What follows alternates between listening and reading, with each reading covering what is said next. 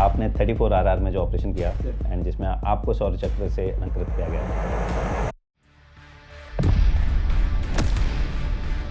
भारी गोलीबारी की परवाह न करते हुए तथा अद्भुत शौर्य का प्रदर्शन कर मेजर पवन कुमार ने एक कट्टर आतंकवादी को मार गिराने में दृढ़ता, कर्तव्य के प्रति समर्पण, अदम्य बहादुरी और शौर्य का प्रदर्शन किया। जस्ट इमेजिन सर कि हम टियर 2 में थे और वहाँ पे कितने 30-35 टेररिस्ट हम लोगों ने वहाँ पे न्यूट्रलाइज करे, तो कितने सारे ऑपरेशंस वहाँ पे किए होंगे सर। एक खास बात है कि उड़ी में जब अटैक होते हैं तो बड़े अटैक होते हैं।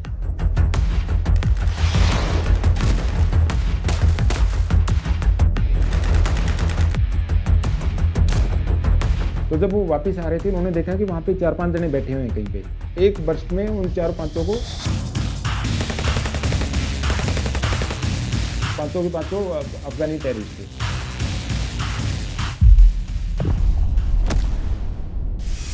दो 2016 में ही बुरहान वानी का भी एनकाउंटर हुआ था।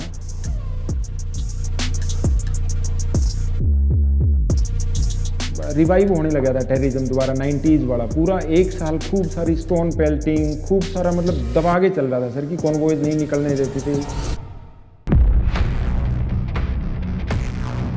फोटो भी खिंचवा रखी थी, वो सबको मार रहे थे, अपने स्पेशल फोर्सेस वाले, अपने आर्मी वाले और RR वाले।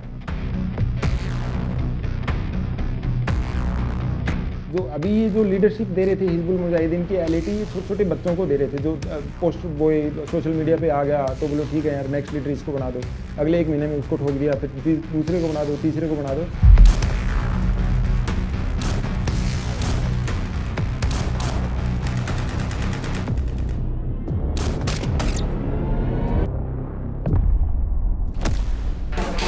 ये वैली का आज तक का लॉन्गेस्ट सर्वाइविंग टेररिस्ट था। 16 की एज में उसने टेररिज्म ज्वाइन किया था। तो कितने 30 साल, मतलब वो एक बहुत ही ऑपरेशनल कमांडर था। रिकॉर्डेड थे इसके 50 पुलिस वालों के किलिंग्स इसके खुद के नाम से। कभी भी इसने 10 बार इन्फिल्ट्रेशन एक्सफिल्ट्रेशन किया होगा, कभी भी आज तक ये पकड़ा नहीं गया था। एक जगह ऐसी थी जहाँ से लगातार मेरे को लग रहा था कि यार यहाँ से फायर ज़्यादा आ रहा है बार बार में। ठीक मैं उसके पीछे चला गया, मुझे एग्जैक्ट उसकी लोकेशन का नहीं पता था। मैंने एक ग्रेनेड निकाल के उसके ऊपर फेंका सर।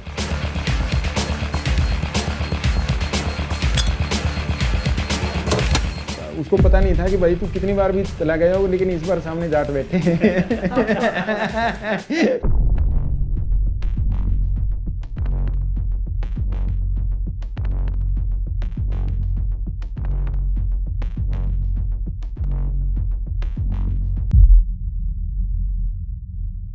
जय हिंद and welcome to Monks and Warriors. Kashmir, सितंबर 2017।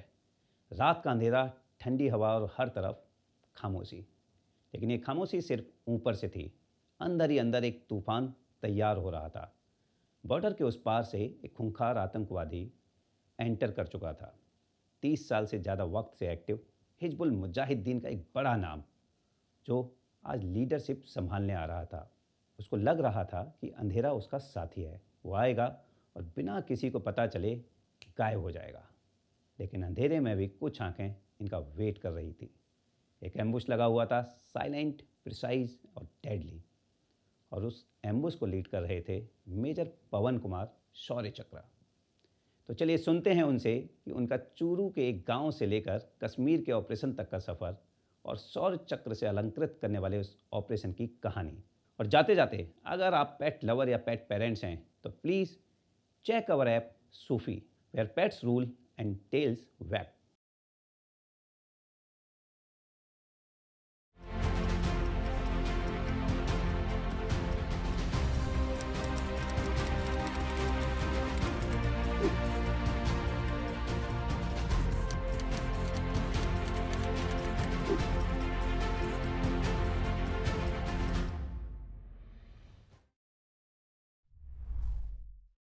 जय हिंद Pawan and welcome to Monks and Warriors. और पर्सनली बड़ी खुशी होती है जब एक यंगस्टर, एंड वो भी हाईली डेकोरेटेड यंगस्टर मैं कहूँगा, आपको शौर्य चक्र मिला हुआ है। 16 जाट से आप बिलोंग करते हैं। 16 जाट और मेरी यूनिट एक साथ दिल्ली में होते थे, तो बहुत ही अच्छा हेल्दी कंपटीशन होता था हमारा। एंड स्पेशली फायरिंग टीम में था मैं, तो जब 16 जाट आई थी तो बोला जाता था कि 16 जाट की फायरिंग टीम बहुत अच्छी है, बट फिर भी हम जीत गए दोनों बार। ठीक है, बट ये सुनाना चाहता था। तिवारी सर थे तो साथ में, एंड बट बहुत ही अच्छी यूनिट है आपकी। और आपके बारे में मैंने काफ़ी टाइम से मैं आपको फॉलो कर रहा था, आपका नंबर मिलने में थोड़ा सा टाइम लगा, but welcome to Monks and Warriors.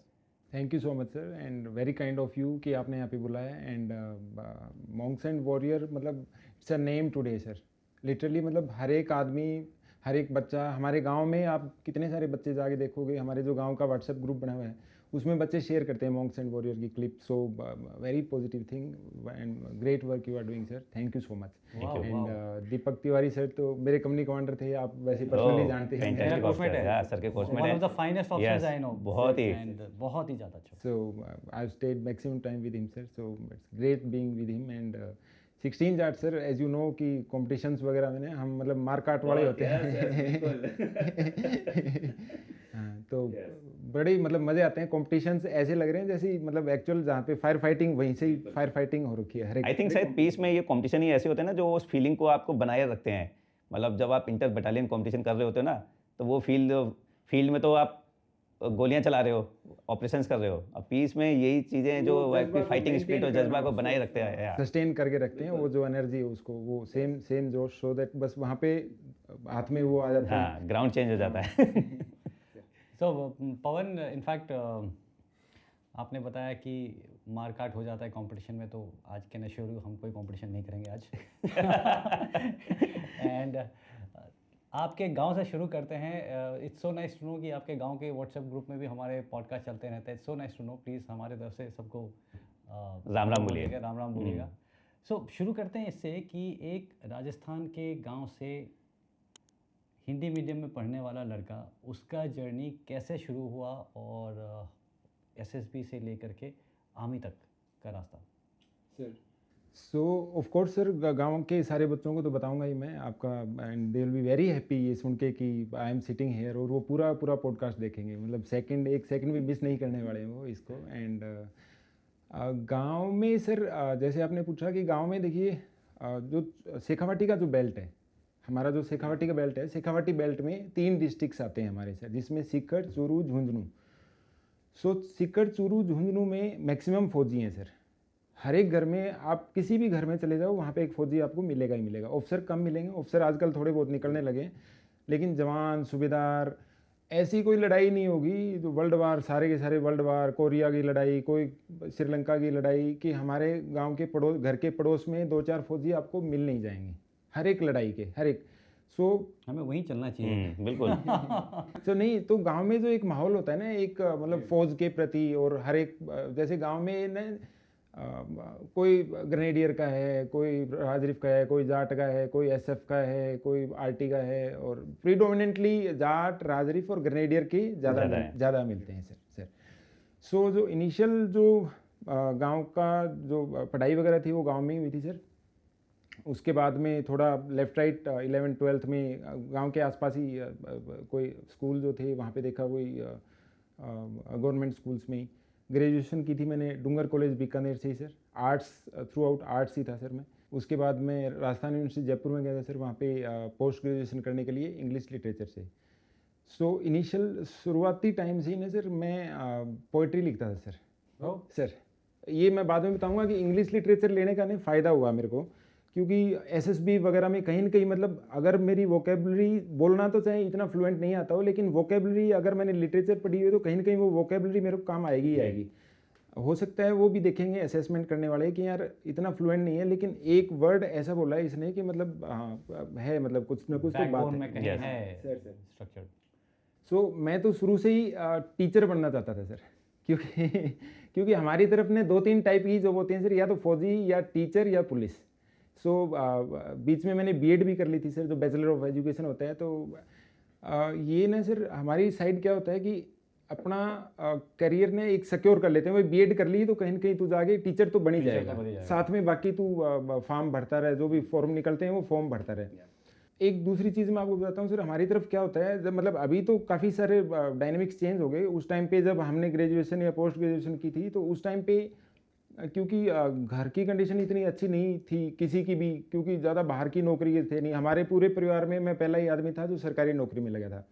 और अकाल हमारे जब मैं 10वीं 12वीं 11वीं में कॉलेज में था तो अकाल की स्थिति थी हमारे, 10-12 साल तक लगातार ड्रोट लाइक सिचुएशन थी, तो कोई सोर्स ऑफ इनकम था ही नहीं। तो घर से बड़े मतलब पैसे भी कहाँ से ले आएंगे, पिताजी को बेचारे हम मतलब किस मुंह से बोलेंगे कि हमको पैसे दो, कि हमको और आईएएस की तैयारी करनी है, इस चीज़ की तैयारी करनी है।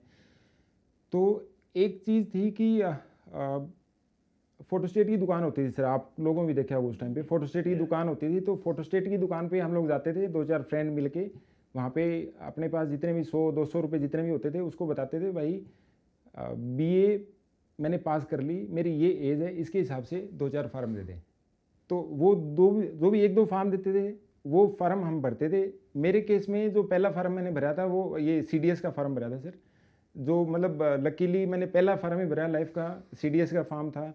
और वो फार्म भरा, एग्ज़ाम पास हो गया, एसएसबी भी फर्स्ट अटैम्प्ट में ही पास हो गई। अब ये तो भगवान जाने कैसे पास होगी, मैं तो मतलब तैयारी तो मतलब जितना थोड़ा बहुत पता था आपको, पता थोड़ा बहुत पता करके गया था, थोड़ा बहुत पता करके गया था। फ्रेंड सर्कल में जो कई अटैम्प्ट दे रखे थे, मतलब थोड़ा बहुत, ज़्यादा पता नहीं करके गया था, थोड़ा बहुत पता था चीज़ों का। लेकिन एक चीज़ थी सर, वहाँ पे एक चीज़ देखा कि अभी भी जो मैं बच्चों को बताता हूँ कि मतलब वहाँ पे लोग बोलते हैं कि कैमरे लगा के रखते हैं कि तुम कैसे सो रहे हो, कैसे तुम लोग बहुत तरह की खबरें हैं ना कैसे खाना खा रहे हो, कैसे खड़े हुए हो तुम बाथरूम में भी तो बाथरूम में भी लोग की खड़े हो गए, सावधान खड़े हो गए, वो कर रहे हैं। तो ऐसा कुछ होता नहीं है वहाँ पे। अगर आप जेन्युइन हो, अगर आप एकदम ही ऑर्गेनिक हो ना, तो 2-4 चीज़ें होती हैं जो देखते हैं कि यार इसमें अगर ऑनेस्टी, इंटीग्रिटी, 2-4 चीज़ें हैं इसके अंदर, तो वो मतलब आपको कर देंगे। अगर थोड़ी बहुत आप कहीं हिंदी में, इंग्लिश में अटक रहे हो तो वो चीज़ें, क्योंकि ये सब चीज़ें उनको पता है कि सिखाई जा सकती है, जो ट्रेनिंग में सिखाई जा सकती है, उन चीज़ों के लिए वो हमको नहीं रोकते हैं।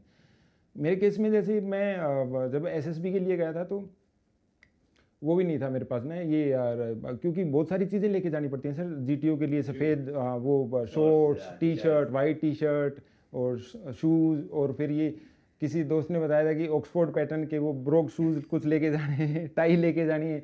तो इतना सब तो अफोर्ड नहीं कर पाए थे। तो एक फ्रेंड और गया था जयपुर से साथ में, तो उसी का ही हमने यूज़ करके एसएसबी हो गया था। और मतलब भगवान की दया से फर्स्ट अटैम्प्ट में क्लियर भी हो गया सर। फिर घर वालों को बताया था, भाई ऐसे ऐसे मेरा एक एग्ज़ाम हो गया। तो ऑब्वियसली वी नो कि उनको तो पता ही नहीं होगा बोलो क्या हो गया सर।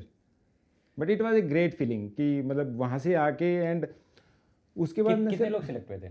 सर हमारे बैच में आई थिंक हम 4 या 5 जने सिलेक्ट हुए थे। 100 का बैच आता है जनरली। हाँ 100-110 का बैच था सर। बिल्कुल। और अगर मैं आपको पूछूं कि आप क्यों सिलेक्ट हुए थे बाकी लोगों के बीच में से? फालतू का ज्ञान नहीं है सर मेरे पास। 10 जगह की एकेडमी में नहीं जा रखा, मेरे को फालतू का ज्ञान मतलब जीरो ज्ञान है। मैं सिर्फ फोकस्ड हूँ, मुझे पता है कि मैं क्या हूँ सर। तो वो मैं तो एकदम 100% जेन्युइन हूँ, 100% ऑर्गेनिक हूँ। मुझे पता है कि मैं वो जो क्वेश्चन पूछ रहा है वो मैं क्या बता रहा हूँ। कुछ मेरा लक फैक्टर काम करता है सर। मेरे सारे दोस्त बोलते हैं कि जैसे लेक्चरेट, जैसे इंग्लिश हो सकता है मेरी फ्लुएंट ना थी उस टाइम पे, जैसे लेक्चरेट का मैं एक ही टॉपिक याद करके गया था, ई गवर्नेंस, और वही उसने भाई साहब ने वो पर्ची निकल गई, ई गवर्नेंस मेरे साथ भी एग्जैक्टली यही हुआ है मैं ज़्यादा बताता नहीं मुझे ठीक है सर, अब है तो है किस्मत। अब मतलब और कोई भी टॉपिक आ सकता है, हो सकता है वो मेरे को वहीं रिजेक्ट बोले, भाई तू घर जा वापस। उसको किस्मत भी ना मेहनत वाला का ही साथ देती है। अब इसको मैंने ऐसे बोल दिया, बोले यार ये तो तैयारी तो ये एक ही कर गया है। सो पवन, जब आप ओटीए पहुंचे चेन्नई, तो ओटीए में हर तरह की ट्रेनिंग होती है, ड्रिल भी है, स्विमिंग भी है। अब आपने बताया कि चूरू में तो उस टाइम अकाल पड़ा हुआ था, सूखा रखा था। हाँ, मतलब एक एंड राजस्थान में वैसे भी पानी तो बहुत कीमती है। फोटो देखी होंगी सर, लुगाई वो लेडीज कैसे घड़े पे पानी लेके आते हैं सर। तो एक एक बूंद कीमती है। तो मैं ये जानना चाहता हूँ, जब आपने पहली बार स्विमिंग पूल देखा तो क्या फीलिंग आई? सर जब फर्स्ट क्लास थी ना स्विमिंग की, तो लेके गए हमको, बोले भाई स्विमिंग पूल। अब नाम तो बड़ा फैंसी लग रहा था, स्विमिंग पूल होगा कुछ, चलो चलते हैं आज यहाँ पे भी चलते हैं। अब वहाँ पे जा गए, इकट्ठा एक साथ इतना पानी देखा, अरे भाई तुम क्यों पानी वेस्ट कर रहे हो इतना सारा। अब इतना साफ पानी, क्योंकि हमारे ना सर गांव में थोड़ा बहुत पानी अगर जोड़े में होता है ना, तो बहुत ही मतलब खराब होता है, डर्टी होता है। उसी में भैंस पिलाते हैं, उसी से छान छान के पीने के लिए बेचारे लेके आते थे। अभी तो काफ़ी सारी चीज़ें इम्प्रूव होगी सर। तो वहाँ पे इतना क्लियर पानी, इतना स्टिल पानी, मतलब मैंने कभी लाइफ में देखा नहीं था। एंड थोड़ी देर बाद में उन्होंने बोला कि लो सब अपने अपने कपड़े निकाल दो और इसमें कूद जाओ सारे के सारे। अरे वो ये तो भाई बड़े खतरनाक लोग हैं, इस पानी में, इस पानी को थोड़ी हम लोग खराब करेंगे। सो सो जो बाकी का 1 साल था ना सर, वो मतलब वहीं पे ही निकला था सर, पूरा स्विमिंग पूल। स्विमिंग आती तो होगी नहीं। हाँ तो नहीं तो एंड एकेडमी में चीज़ें सिखाने के भी नए तरीके होते हैं। नहीं तो सीख भी जाते सर, सीख भी जाते, क्या पता। लेकिन वो तो मैं अभी, जो हमारे उस्ताद थे उनको मैं अभी बात करते रहते हैं आपस में। राजवीर उस्ताद थे हमारे जाट के ही, तो उनसे मैं बात करता रहता हूँ, साहब देखो मैं सीख जाता 2 दिन में, लेकिन ऐसे कौन सिखाता है कि आप पहले दिन ही, जिसने बेचारे ने कभी इतना पानी नहीं देखा इकट्ठा, और आप ऐसे फेंक रहे हो उसके अंदर वो। और फिर हमारी राजवीर साहब के साथ दोस्ती हो गई थी। फिर पूरा साल हमारा 2 ही जगह निकला था सर, एक तो ड्रिल ग्राउंड में और ड्रिल नर्सरी में, और दूसरा स्विमिंग पूल में। Good. तो लेकिन बड़ा ड्रिल भी आपकी स्विमिंग की तरह। वो मोस्ट ऑफ द लोग जो हमारी साइड के होते हैं सर, उनकी ड्रिल मतलब अलाइन नहीं हो पाते हैं सर। वो मतलब सिंक हाथ पैर उनको सिंक कर ही नहीं कर सकते हैं सर हम। सो हम 2-4 लोग ऐसे थे जिनको पूरी ट्रेनिंग में इसको देखो कितना अच्छा था ड्रिल में। भी लिबर्टी नहीं मिली थी सर। नहीं, इस मामले में मैं फर्स्ट अटेम्प्ट पास कर गया हमेशा। तो बहुत ही अच्छा टाइम था सर। अभी जैसे हमारे कोर्समेट्स के अभी जैसे मैं बाहर हूँ सिविल में सर, तो अभी कई बार हम गेट टुगेदर का प्लान करते हैं, तो पहली कंडीशन में डाल देता हूँ, भाई ऐसी जगह करेंगे जहाँ में स्विमिंग पूल ना हो। हालांकि अब तो सीख गए हैं सर, जोक्स अपार्ट, क्योंकि बाद में तो कमांडो में भी 50 मीटर करवाते ही हैं सर। स्विमिंग और ड्रिल के अलावा, क्योंकि मैं जिस बेल्ट से आता हूँ ना सर, चूरू, वहाँ के लोग बड़े टफ होते हैं सर, एक्चुअली बहुत ही टफ होते हैं, क्योंकि हमारा खेत में काम किया होता है सारी, मतलब एक्सट्रीम टेम्परेचर्स भी वहाँ पे एक्सट्रीम टेम्परेचर हैं। चूरू इज़ नोन फॉर कि डिप होता है सबसे ज़्यादा, -1-2 तक चला जाता है, और समर्स में 52 भी चला जाता है। तो वहाँ के लोग बड़े टफ होते हैं। तो बाकी जो थी ट्रेनिंग, वो it was like a cake walk sir, मतलब कोई फ़र्क नहीं पड़ता। सिर्फ अगर वो स्विमिंग और वो हटा दें तो बेस्ट स्टूडेंट की ट्रॉफी मेरे को दे दो फिर। एज ए जाट आपने वॉलंटियर किया Jat regiment? Yes sir. Number आ गया? नहीं, जाट के लिए वॉलंटियर किया था। जाट के लिए तो हम सुनना चाहेंगे आपने क्यों वॉलंटियर किया, और फिर ए जाट इन ए जाट रेजिमेंट कैसा एक्सपीरियंस रहा आपका? अच्छा सर, वॉलंटियर का तो देखो ऐसे है, एक तो ऐसा एकेडमी में ना अपने जो इंस्ट्रक्टर्स और बेसिकली जितने उस्ताद लोग, साहब लोग जितने होते हैं ना, तो उनका बड़ा फ़र्क पड़ता है। अगर ये पवन वैसे भी राजवीर साहब से इंस्पायर हो गया था। नहीं तो काफ़ी सारे फैक्टर्स काम करते हैं सर। जैसे अगर कई टाइम पे अगर एसएफ के ऑफिसर हैं तो मैक्सिमम एसएफ ओपटी मिलेंगे। अगर कोई डोगरा का कंपनी कमांडर है, क्योंकि वो एकदम यंग कैप्टन होते हैं, इतने स्मार्ट लगते हैं, बड़े इंस्पायरिंग लगते हैं, वो अपनी वहीं की सारी क्लासेज होती हैं, उनमें वहीं की स्टोरीज बताते हैं, वहीं की जो उनके ऑपरेशंस होते हैं उसके बारे में बताते हैं। तो लोग मैक्सिमम ओपटी उसी होते हैं, उन्हीं के ही होते हैं। मेरे केस में मेरा कंपनी कमांडर था, वो जाट का था, प्रवीण सर 7 जाट के, और मेरा बटालियन कमांडर था संजीव डोगरा सर, वो 16 जाट के थे, और हमारा जो ड्रिल उस्ताद था संतराम जाट, अभी एनडीए में है, वो अपने 17 जाट के। फिर हमारा राजवीर उस्ताद, पीटी उस्ताद स्विमिंग वाले, वो जाट के। तो ये सारे फैक्टर्स भी थे। इसके अलावा भी मतलब होंगे तो और भी, बट आपको यही दिख रहे थे। स्विमिंग पूल से ड्रिल। हाँ नहीं, आपकी बात भी सही है सर, मतलब फोकस हम देखते ही वही थे सर। ये सर जहाँ खिंचाव होता है आपको वही दिखता है। बिल्कुल। सो एक तो रीज़न ये था सर कि बड़ी लाइक प्रवीण सर थे ना हमारे कंपनी कमांडर, तो वो हमारी जितनी भी क्लासेज होती थी, क्लास में बैठ के कहानी सुनाते रहते जाटों की। बोले भाई हम फील्ड में जाते हैं तो क्या करते हैं, वो अपनी कहानी सुनाते थे। बोले मैं कंपनी कमांडर होता था तो बढ़िया खाना बनवाते थे, सारे जाट चूरमा लेके आते थे, और एक होका भर लिया, बैठे हैं सारे बातें कर रहे हैं। ऐसे शाम हो जाती थी, शाम को वॉलीबॉल खेल लिया, फिर बैठ के बातें कर ली, रागनी सुन ली। तो एक मन में ऐसे हो गया था, मैं यार इसी फौज में, ये मैंने खुद देख रखा है, मैं भी 3 जाट से हूँ तो बिल्कुल देख रखा है। तो वो भाई इसी फौज में चलते हैं। आप अपना सा लगेगा, अपना ऐसा लगेगा, घर का खाना मिलेगा, हाँ ओका मिलेगा, बैठ के बातें करेंगे। सर तो जाट रेजिमेंट के बारे में बताइए। अभी जब इतनी बातें कर ही रहे हैं तो बहुत ही पुरानी रेजिमेंट है, बहुत नाम है, कि किस तरह के ट्रुप्स होते हैं, क्या खासियत है ऐसी? तो सर मैं अभी जाट रेजिमेंट के बारे में बताता हूँ आपको। जैसे Jat regiment we all know कि एकेडमी में ना अलग अलग इंस्ट्रक्टर्स होते हैं, अलग अलग यूनिट्स होती हैं, अलग अलग खूब सारी अपनी रेजिमेंट्स होती हैं, गोरखा, कुमाऊँ, सिख, पंजाब, बहुत सारी रेजिमेंट्स होती हैं। लोगों की अलग अलग चॉइस ऑफ आर्म्स जब बढ़नी होती है तो पहले ही अपने इंटेंशन बना लेते हैं, आपस में डिस्कस करके, इंस्ट्रक्टर से पूछ के, या फिर किसी का पिताजी सेकंड जनरेशन, थर्ड जनरेशन कोई है तो उनसे इन्फॉर्मेशन लेके, नॉलेज लेके कि भाई कौन सी रेजिमेंट अच्छी है, मतलब एक अच्छा सा रास्ता चूज करते हैं, एक पाथवे। तो जाट रेजिमेंट की जब बारी आती है तो थोड़ा सा लोगों के मन में शंका होती है कि यार मैं इसको अगर चूज़ करूँगा ना तो पता नहीं वहाँ पे जो लोग तकड़े होते हैं एकदम, क्योंकि वो बेल्ट है ना हमारे वाला, जैसे यूपी, हरियाणा, राजस्थान वाला, थोड़ा बड़े तकड़े लोग होते हैं, ऐसी बोली भी बड़ी धाकड़ सी होती है क्योंकि खान पानी ऐसा होता है। तो उनको लगता है कि यार जैसे पता नहीं मतलब क्या कॉम्पिटिशन्स में कैसे उनके साथ दौड़ना पड़ेगा, कैसे अलग से प्रूव करना पड़ेगा leadership. Of course that is truth also, that is a fact also. So जब ऑप्ट करने की बारी आती है तो जाट रेजिमेंट थोड़ा सा लोग कम ऑप्ट करते हैं, मैक्सिमम ऑप्ट जो बाकी अपने अपने हिसाब से करते होंगे। सो हमारे केस में जैसे हमारे केस में जब हमारा कोर्स था, हमारी डी क्लासिफिकेशन हुई थी तो हमारे जनरली, जैसे मैं खुद जाट हूँ, मैं खुद जाट रेजिमेंट में गया, ऐसा बहुत कम होता है, बहुत कम होता है। Yes. बहुत कम होता है, लेकिन बहुत कम होता है। चेक लगते हैं, कम्युनिटी चेक या उसको कुछ बोलते हैं सर। तो लेकिन हमारे केस में, हमारे कोर्स में 2 जाट थे और हम एक 11 जाट में चला गया और मैं 16 जाट में चला गया। तो इसका मतलब साफ साफ यही है कि किसी ने वो ऑप्ट नहीं की थी और हम दोनों ने ऑप्ट की थी और दोनों को ही मिल गई सर। तो अदरवाइज जैसे कुछ रेजिमेंट्स हैं जिनके बहुत सारे मतलब ऑप्टी इतने ज़्यादा होते हैं कि सबको मिल ही नहीं पाती, फिर वो कैजुअलिटी होते हैं किसी दूसरी रेजिमेंट में। लेकिन जब यूनिट में जाके अगर किसी को, जैसे किसी ने ऑप्ट नहीं किया और मिल जाती है उसको जाट रेजिमेंट, तो यूनिट में जाके जब वो यूनिट में जाते हैं एक बार, तो वहाँ पे जाके पता चलता है बोले भाई असली फौज तो यही है।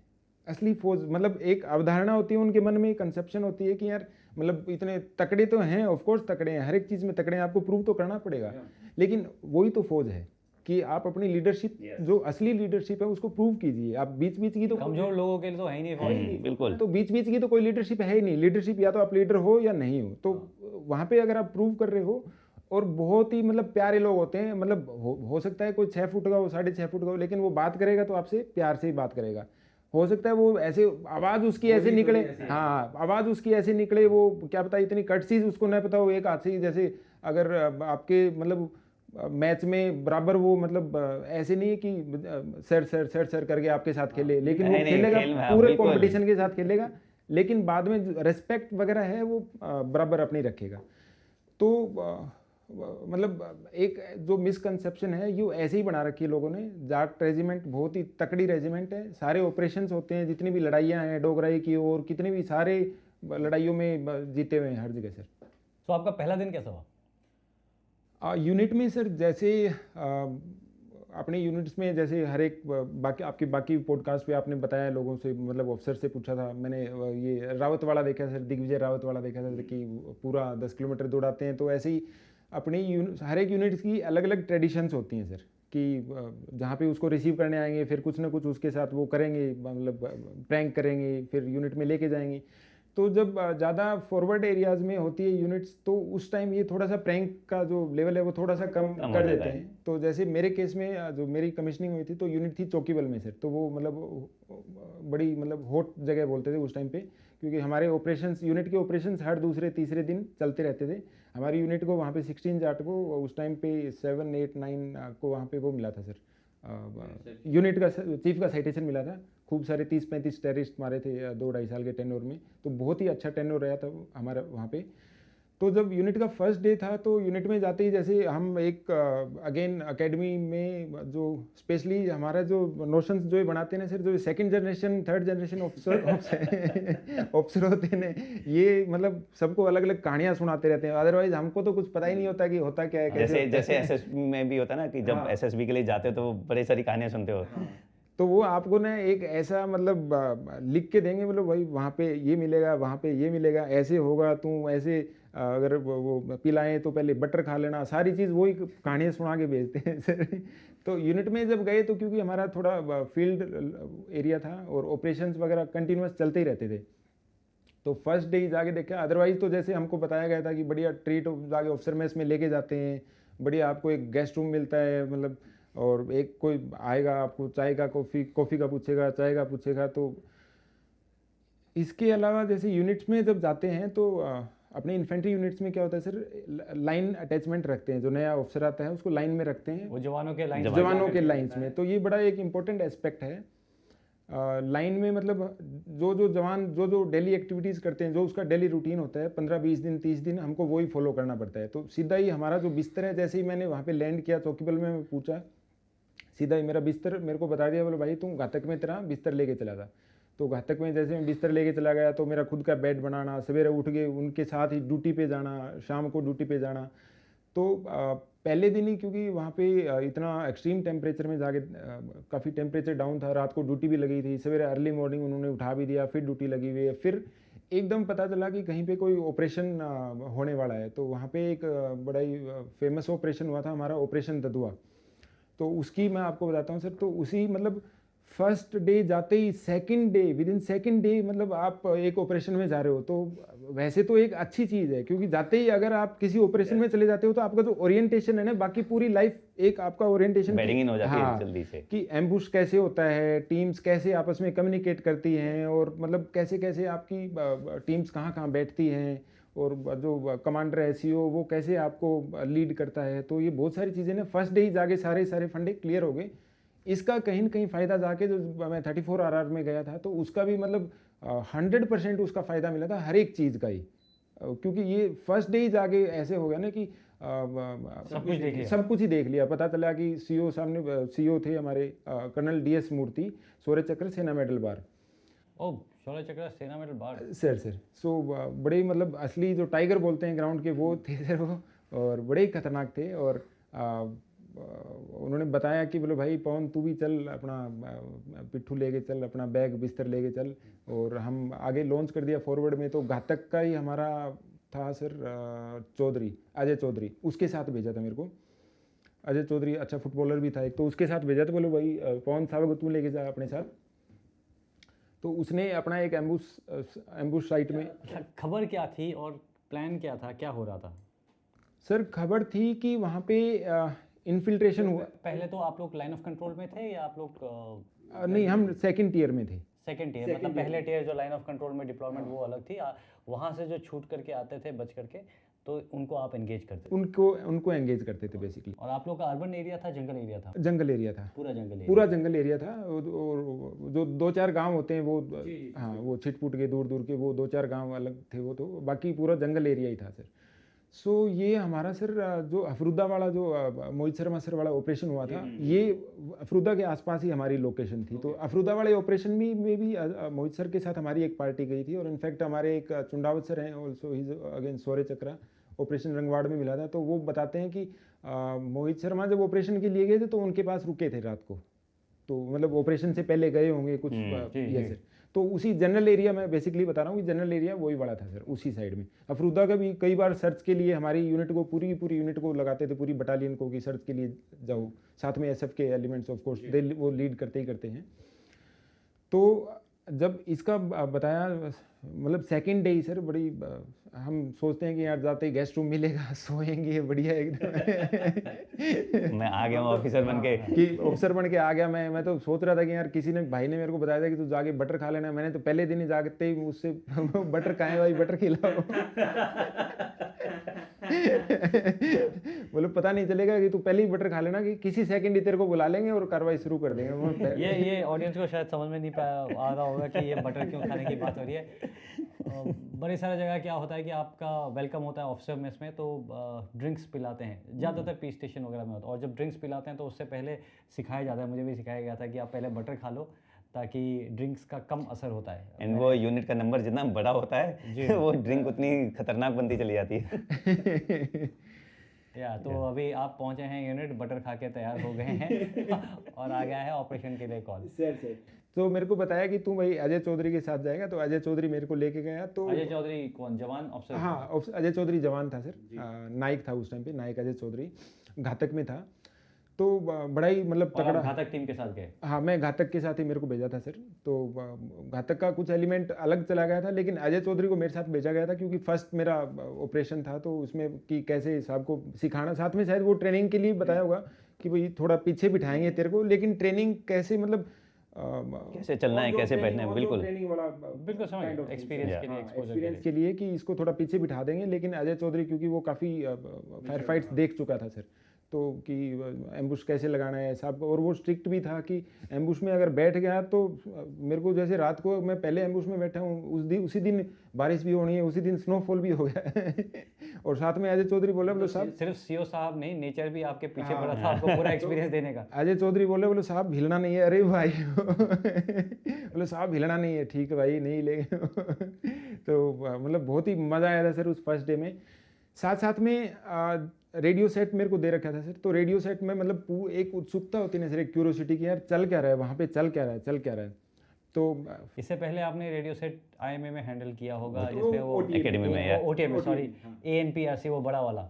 नहीं हैंडल मतलब नहीं हैंडल करने देते हैं, हाँ मतलब कहाँ एकेडमी में तो इतना हैंडलिंग का टाइम नहीं मिलता सर, मतलब और ओटीए में क्योंकि टाइम ड्यूरेशन जो ट्रेनिंग का और कम है, वहाँ पे भागा दौड़ी एक चीज़ खत्म हो विजुअलाइज गई। कर रहा हूँ क्योंकि आप अभी गए हैं ऑपरेशन में और रेडियो सेट आपको दिया है, मतलब इंपॉर्टेंट है आपको सुन के समझते रहना। हाँ, तो बेसिकली वो जो एक क्यूरियोसिटी होती है कि वहाँ पे चल क्या रहा है, जैसे उस ऑपरेशन को लीड कर रहे थे हमारे ये ईश्वर रावत सर इज सेना मेडल बार, अभी कमांड कर रहे हैं इंट बटालियन को जयपुर में जी।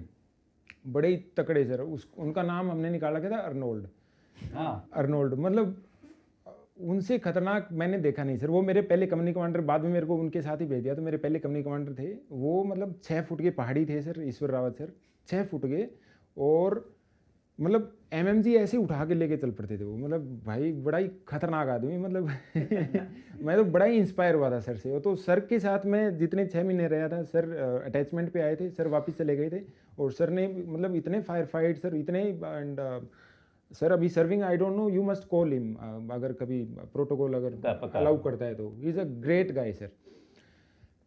तो मैं कम्युनिकेशन सुन रहा था सर रेडियो सेट पे कि रावत सर सीओ के साथ या 2IC के साथ, आपस में बाकी पार्टियों के साथ, बाकी ऑफिसर भी बैठे हुए थे। तो इन्फिल्ट्रेशन में अभी बता तो रहे थे कि छोटा लिंक है, बड़ा लिंक है, लेकिन कभी पता नहीं चलता कि अटेंशन है वो पूरी बड़े लिंक के हिसाब से, मतलब बराबरी देनी पड़ती है सर, चाहे एक हो चाहे 10 टेररिस्ट कितने भी हो। तो फर्स्ट डे हो गया, सेकंड डे हो गया, फिर नहीं अभी खबर थी कि इन्फिल्ट्रेशन हुआ है और आप लोग सब जा करके बैठ गए। Yes sir. आप एम्बुश में थे और बर्फ़ पड़ रही थी, बारिश भी हो रही थी। ओके। और टीयर 2 में अगर ये पता चल रहा है ना सर कि इन्फिल्ट्रेशन हुआ है, इसका मतलब जो टीयर 1 पे है उस वो पक्की और खबर हो जाती है कि भाई एक तो लोकल अपने सोर्सेज से या ऊपर हायर हेडक्वार्टर से, या टीयर 1 में अगर कोई और है, अगर वहाँ से अगर इन्फिल्ट्रेशन हो गया तो मतलब थोड़ी सी उन्होंने कहीं न कहीं कटा हुआ तार, कहीं न कहीं कुछ ना कुछ देखा होगा, कंफर्म कर देते हैं, तो मतलब 100% काइंड ऑफ थिंग हो जाता है। और जस्ट इमेजिन सर कि हम टीयर 2 में थे और वहाँ पे कितने 30-35 टेररिस्ट हम लोगों ने वहाँ पे न्यूट्रलाइज करे थे, तो कितने सारे ऑपरेशंस वहाँ पे किए होंगे सर। तो लगातार मतलब मैं तो सिर्फ पीछे की टीम में बैठ के कम्युनिकेशन ही देख रहा था, लेकिन एक्चुअल में ऐसे लग रहा था कि मैं भी मतलब कहीं ना कहीं इस फायर फाइट में शामिल हूँ सर। तो बड़ा ही मतलब मज़ा भी आ रहा था और बड़ा अच्छा लग रहा था कि यार मतलब सही एक एडवेंचर टाइप चल रहे हैं, जैसा मतलब फौज का सोच के आए थे कि यार ऐसी फौज में जाना है, तो मैं जहाँ मेरे को जाना चाहिए था मैं वहीं पे ही आ गया, सीधे वहीं पहुंच गया सीधे वहीं पहुंच गया। फाइनली हुआ क्या था कि 1-1.5 दिन के बाद, जैसे हम रात को गए थे, अगला दिन पूरा निकल गया, अगली रात पूरी निकल गई, टीम में मतलब सब ये हो गया कि यार यहाँ पे कोई है नहीं, किसी को कुछ नहीं मिला, सारी टीम्स को बोलो सारे आ जाओ, वापस आ जाओगे। सारे के सारे जब वापस आ रहे थे, जब हमारे रावत सर भी वापस आ रहे थे, सारे के सारे टीम को सीओ ने वापस बुला लिया, बोलो पूरा वो सर्च कर लिया हमने, कहीं कुछ नहीं मिला। जब वो वापस आ रहे थे तो स्पर से जब ऊपर की तरफ चढ़ रहे थे, स्नो था, पूरा स्नोफॉल था, फ्रेश स्नोफॉल हुआ था सर उस टाइम पे। और मैंने बाद में मेरे फेसबुक पे फोटो भी लगाई थी कि चाइल्ड ऑफ स्नो ऐसे करके कुछ ना तो उस सर सो रावत सर जब अपनी पार्टी लेके वापस आ रहे थे, स्पर से ऊपर चढ़ रहे थे, तो उन्होंने देखा नीचे की तरफ कि कुछ मूवमेंट है यहाँ पे, या कुछ लोग बैठे हुए हैं वहाँ पे, और ये स्नो वाली ड्रेस में थे जो टेररिस्ट थे। अभी ये दिन का टाइम है? हाँ, ये अर्ली मॉर्निंग का टाइम है सर, मतलब 7-8 का अराउंड टाइम होगा। तो जब वो वापस आ रहे थे, उन्होंने देखा कि वहाँ पे 4-5 जने बैठे हुए हैं कहीं पे, तो उन्होंने एक साथ में उनके विजयपाल था और रावत सर थे, उनकी पूरी टीम थी। तो विजयपाल ने कंफर्म किया, बोलो साहब यहाँ पे है।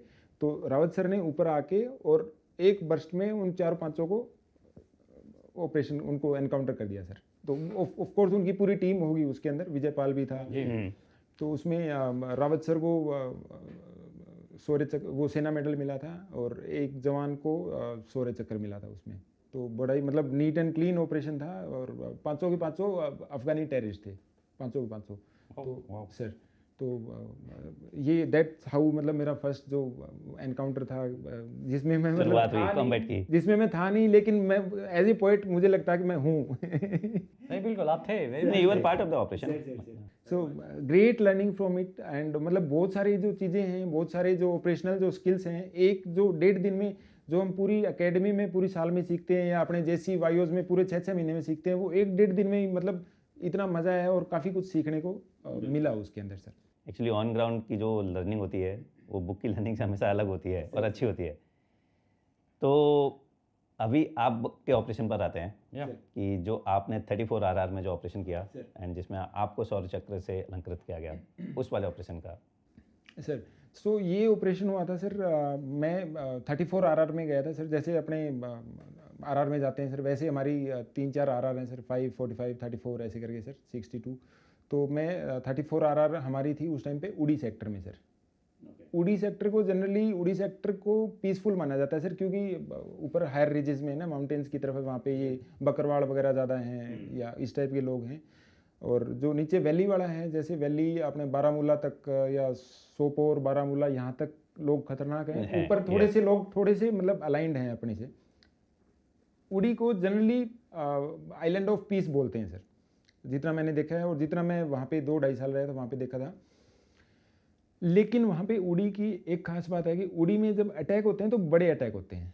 अदरवाइज ये छिटपुट वाला कि किसी ने ज्वाइन कर लिया, किसी ने कुछ कर लिया, तो वहाँ पे ऐसा कुछ नहीं होता। अटैक होते हैं तो बड़े अटैक होते हैं, जैसे अपना उड़ी वाला अटैक हुआ था सर। तो उसके अलावा भी आप अगर देखेंगे तो कई सारे उड़ी में बड़े अटैक हुए हैं। अपना उड़ी वाला जो अटैक हुआ था अपने उड़ी कंटोनमेंट में सर, उड़ी कैंप के अंदर, तो we were part of same brigade 34 RR, we were part of that same brigade 12 और ब्रिगेड। आप कब की बात कर रहे हैं? ये उसी टाइम की, ऑलमोस्ट उसी टाइम की सर। उससे पहले? नहीं, तो जो हमारा ऑपरेशन हुआ था 34 RR का, वो हुआ था सर 26 सितंबर 2017। और जो उड़ी कैंप पे अपना अटैक हुआ था, ये हुआ था 2016, सितंबर 2016, एक साल पहले उड़ी पे हुआ था। और ये हमारा जो ऑपरेशन हुआ था ये 2017 में हुआ था। सो एक चीज़ तो यू मस्ट हैव नोटिस्ड कि हमारा ही उड़ी वाला जो एरिया है, क्योंकि वहीं पे इतना बड़ा अटैक हुआ है, तो जो एक साल है वो हमारा बहुत ही बड़ा मतलब टफ निकला होगा वहाँ पे। बिल्कुल, क्योंकि इतने सारे गाइडलाइंस, और हमको खुद को ही, क्योंकि यार वहाँ पे अगर हो सकता है तो और कहीं पे भी हो सकता है ऐसे अटैक्स, तो हम बड़े ही मतलब स्टैंड टू रहते थे 24 घंटा ही ना, बड़े ही स्टैंड टू रहते थे। 34 RR के सर एक CO थे मेरे, कर्नल नरेश गैरोला, सेना मेडल और युद्ध सेवा मेडल।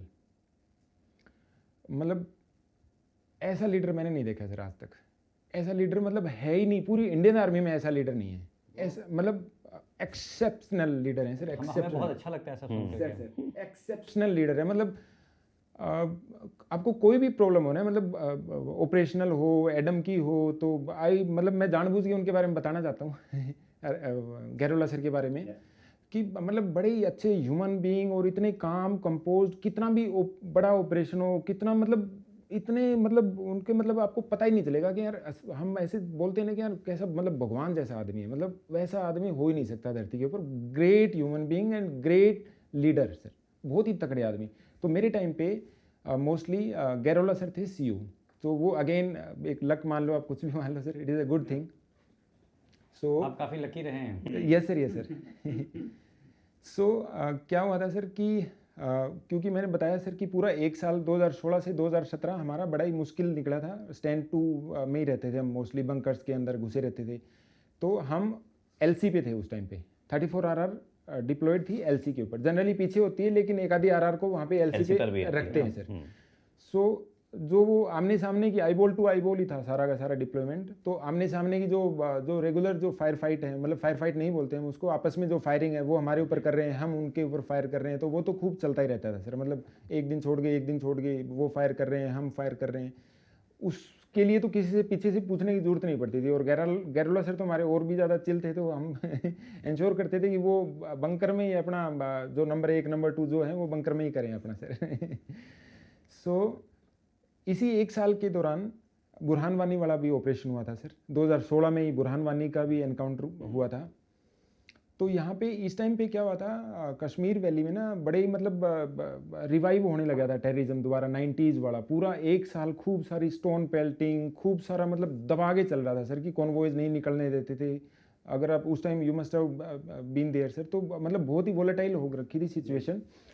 तो इनके जो एलईटी और एचएम के मोस्टली जो इनके जो सीनियर जो भी थे, सबको अपने फौज ने जितने भी वो एक उन्होंने फोटो भी खिंचवा रखी थी, वो सबको मार रहे थे, अपने स्पेशल फोर्सेस वाले, अपने आर्मी वाले और आरआर वाले। बुरहान वानी को मार दिया और मतलब जितने भी थे, वो जो ग्रुप फोटोग्राफ था एक, हाँ। अबू दुजाना और इन सबको मारते जा रहे थे। ये एक छोटी सी मैं एक बैकड्रॉप बता रहा हूँ, मैं एक्चुअल ऑपरेशन पे आऊँगा सर, है ना। तो हुआ क्या था कि यहाँ पे ना एक काइंड ऑफ वॉइड था इनके लीडरशिप में। जो अभी ये जो लीडरशिप दे रहे थे हिजबुल मुजाहिदीन की एलईटी, ये छोटे छोटे बच्चों को दे रहे थे। जो पोस्टर बॉय सोशल मीडिया पे आ गया तो बोलो ठीक है यार नेक्स्ट लीडर इसको बना दो, अगले 1 महीने में उसको ठोक दिया, फिर दूसरे को बना दो, तीसरे को बना दो। तो इनका ऐसे सिस्टम चलता जा रहा था। तो एक काफ़ी वॉइड आया था, इनको एक सीनियर लीडरशिप चाहिए थी। मीनवाइल हमारे को ये बताया गया था, हायर हेडक्वार्टर से इनपुट्स थे, कुछ हमारे जो लोकल सोर्सेज होते हैं वो ज़्यादा स्ट्रॉन्ग इनपुट्स थे हमारे, कि भाई यहाँ पे एक बड़ा इन्फिल्ट्रेशन होगा। अगर उस एरिया को जोग्राफिकल अगर हम एट्रीब्यूट्स देखें तो उस एरिया में सिर्फ जो मेरी कंपनी थी अल्फ़ा कंपनी, सिर्फ अगर इन्फिल्ट्रेशन होना है तो वहीं से हो सकता है सर, बाकी कहीं से हो ही नहीं सकता। क्योंकि बाकी सब eyeball to eyeball थे। मेरी जो कंपनी थी वहाँ से और एनिमी की पोस्ट के बीच में काफ़ी जंगल था और स्पर्श थे, तो उसमें 3 से 4 किलोमीटर का गैप था। तो मतलब वहाँ से आराम से नाले और बोल्डर्स काफ़ी सारा चांसेस था कि यहीं से होगा। तो मैं थोड़ा सा 1 साल तक मेरी ड्रिल्स और सेट करी, थोड़ा सा और ठीक किया कि भाई अगर होगा यहाँ से होगा तो देखते हैं। हम 1 साल पूरा का पूरा वहीं पे लगाया सर मैंने। तो जब ये वॉइड चल रहा था तो ये प्लान कर रहे थे, ये लोकल सोर्सेज भी बता रहे थे, हायर हेडक्वार्टर से भी जो बीच बीच में हमारे पास चिट्ठियाँ आती रहती हैं, बोलो भाई तुम्हारे एरिया से कोई बड़ा इन्फिल्ट्रेशन होगा। तो आप सोचिए सर, जो हमारे वाला जो ऑपरेशन हुआ था वो हुआ था 26 सितंबर 2017 और 28 सितंबर को अपना जो उड़ी सर्जिकल स्ट्राइक थी उनकी 1 साल होने वाला था। 28 सितंबर को 28 सितंबर को 1 साल होने वाला था। मतलब हम 1 साल पहले उनके कैंपों में वो तबाही मचा के आए थे, तो पक्का वो 100% मतलब कहीं न कहीं हम लोगों ने वार गेमिंग की थी कि भाई ये पक्का कुछ ना कुछ पक्का बड़ा प्लान करेंगे ही करेंगे। तो इस टाइम पे हम थोड़े से ज़्यादा और एक्टिव मतलब और ज़्यादा अलर्ट थे। तो क्योंकि आप सबको पता है सर कि अपने जो रूट्स होते हैं, इन्फिल्ट्रेशन रूट्स होते हैं, हम उनको हमारे मतलब दिमाग में छपे होते हैं। हम रात को दिन में 2-2 दिन के एम्बूश, 3-3 दिन के एम्बूश वहाँ पे जाते रहते हैं। मतलब अपना एरिया हमको चप्पा चप्पे का पता होता है, कहाँ पेड़ है कहाँ पत्थर है। और ये यंगस्टर्स अगर वहाँ पे हैं तो उनको पता होना भी चाहिए, खुद के एरिया का पता होना चाहिए, कभी भी कुछ भी हो सकता है। तो ऐसे ही हम एक दिन ऑपरेशन में ऐसे एक एम्बुश में बैठे हुए थे सर। अर्ली मॉर्निंग एक अराउंड 3 o'clock हमको पता चलता है कि हमारी ऊपर एक ऑब्जर्वेशन पोस्ट भी थी। माइक वालों ने हमको बताया कि बोलो कुछ ना कुछ सस्पिशियस मूवमेंट है। सो वहाँ पे माइक से मेरी, क्योंकि वो ऊपर थी ऑब्जर्वेशन पोस्ट और वहाँ से मतलब दिख जाता था अगर कोई आएगा तो, मतलब इतना नहीं दिखता लेकिन फिर भी अगर कोई मेजर सस्पिशियस मूवमेंट है तो वो दिख ही जाएगा। ये आपसे आगे थी? ये मेरे से ऊपर थी, मेरे से पीछे बैठी थी। मैं मेरा एम्बुश लगा रखा था क्या एक स्पर के ऊपर सर। सो मैंने मेरा स्पर से राइट साइड में नाला जा रहा था सर पूरा, और वो नाला मतलब मैंने कितनी बार ट्राई कर लिया, मतलब बहुत ही डीप एक जगह आगे उसको जंप करना पड़ेगा, फिर नाले को मतलब क्रॉस करना बड़ा ही मुश्किल था। हम साइड में कर लेते थे क्रॉस, हालांकि हम क्यों ही जंप करेंगे जब साइड में क्रॉस कर लेते हैं, लेकिन ये टेरिस्ट तो हमको पता है कि मतलब कहीं से भी निकल ही जाते हैं। तो ऊपर से जब हमको पता चला कि यार कुछ सस्पिशियस मूवमेंट है, हम हमारे एम्बुश में बैठे हुए हैं। अराउंड 3 बजे की मॉर्निंग, अर्ली मॉर्निंग की बात होगी। And we all know sir कि आजकल ये सारे टेररिस्ट भी सारी टेक्नोलॉजी का यूज़ करते ही करते हैं। बिल्कुल सारी टेक्नोलॉजी का यूज़ करते हैं कि ये हमेशा बैड वेदर होगा तभी क्रॉस करते हैं। नॉर्मल डेज में ये सारा देखते हैं कि बैड वेदर है तभी क्रॉस करते हैं। तो बैड वेदर था ही था सर, अर्ली मॉर्निंग था, लाइट ड्रिजलिंग और स्नोफॉल बहुत ही कम था, लेकिन मतलब डार्क, पिच डार्क वाला। तो जब हम एक ही जगह पे एम्बुश लगाते रहते हैं, अपने एरिया में जाते हैं, तो हमको क्योंकि एक एक चीज़ का पता होता है कि अगर कोई भी ऐसी साउंड है, कोई भी ऐसी अलग आवाज़ है, तो हमको पता चल जाता है कि यार ये नहीं, ये तो कुछ अलग है, आउट ऑफ प्लेस है। सो ऐसे ही जब हम बैठे हुए थे, ऊपर से भी थोड़ा सा उन्होंने हिंट दे दिया था माइक वालों ने कि भाई कुछ ना कुछ गड़बड़ है। तो मैंने मेरे बड्डी जो मेरा बैठा था राकेश, उसको बताया कोनी मार के, कोनी मतलब ये हमारे प्री डिटरमिन्ड कोड साइंस होते हैं, एम्बुश में बैठते हैं, तो उसको बताया तो ही अंडरस्टूड कि भाई साहब बोल रहे हैं कि थोड़ा और अटेंटिव हो गए देख। तो उसने थोड़ा और अटेंटिव होकर देखा तो ही कंफर्म्ड कि बोले साहब there is some movement out of place. Night side से दिख रहा था ये। हाँ, नाइट साइड से देख रहा था। उसने बोला कि साहब है मूवमेंट 100%। तो वो ठीक है, अगर मूवमेंट 100% है तो मैं हमारा जो कोड साइन जो भी होते हैं प्री डिटरमिन्ड रेडियो सेट पे बाकी सारी पार्टियों को अलर्ट किया, जो क्योंकि वहाँ पे ये जो सितंबर वाला टाइम था, इसमें मैं मैक्सिमम अटेंटिव रहना चाहता था। तो मैं मेरी जितनी मैक्सिमम पार्टी थी मैं उसको मेरे बाहर रखना चाहता था, और जो मोस्ट प्रोबेबल रूट है उस पर मैं खुद बैठना चाहता था, क्योंकि अगर कुछ बड़ा होता है तो ताकि मैं खुद रहूँ वहाँ पे, मैं लीड कर सकूँ, सिर्फ इसलिए सर। तो बाकी टीमों को बता दिया कि भाई थोड़े से अलर्ट हो जाओ, मूवमेंट है कुछ ना कुछ, कंफर्म मूवमेंट बता दिया। मैंने मेरे बड्डी को बताया कि भाई इसको है ना, अगर है कंफर्म तो इसको एक काम करो, इसको आगे आने दो, इसको अपनी एकदम रेंज में आने दो। अपने हम तो एक ही रखते हैं सर, आप लोग ऐसे बड़े खूब अलग अलग टाइप के वेपन रखते हो सर। सो वो इसको आने दो आगे, तो इसको एकदम रेंज में आने दो। अब एकदम रेंज में आएगा, पता है सर, मैं मतलब मेरी फोर्टिफाइड तो नहीं है, लेकिन मैं वेल एस्टेब्लिश्ड मेरी लोकेशन है, एम्बुश साइट है, उसके ऊपर बैठा हूँ। नीचे आएगा मेरे, क्योंकि उधर से चल के आ रहा है तो मेरे नीचे ही आएगा बिल्कुल। इससे पहले आपने ऐसे किसी को मारा था? नहीं सर, नहीं, पहली बात। ओके। सर। और फायर हमने पहले ही डिसाइड कर रखा था कि फायर जब खोलेंगे तो मैं खोलूँगा और साथ में मेरा बड्डी है राकेश, वो खोलेगा। तो हम वही अपनी जो स्मॉल टीम 6, 7, 8 जने, वही उतने ही जने बैठे हुए थे सर। तो रेंज में आ गया, मेरे को भी क्लियर दिख गया कि बंदा है एक। अब और मन में डाउट आया कि यार एक बंदा तो मेरे को दिखाई देगा, वो क्या पता साथ में 1, 2 और हो, अकेला तो कौन क्रॉस करेगा, अकेला तो मतलब ही नहीं है क्रॉस करने का। तो दूसरा बंदा, हम कई देर तक वेट किया, कोई नहीं आया। अभी ये जो बंदा आया वो कितने दूर था आपसे? बिल्कुल सर, एकदम ही सामने। अगर मैं मतलब इतना शॉर्ट होना चाहता था कि भाई, क्योंकि मेरे को तो ये नुकसान पहुंचा ही नहीं सकता, ये उस तरफ मुंह करके जा रहा होगा और मैं इसको पीछे से एकदम, मैं और मेरा बड्डी इसको बर्स्ट फायर खोल के इसको 1 सेकंड में इसका न्यूट्रलाइज कर देंगे इसको।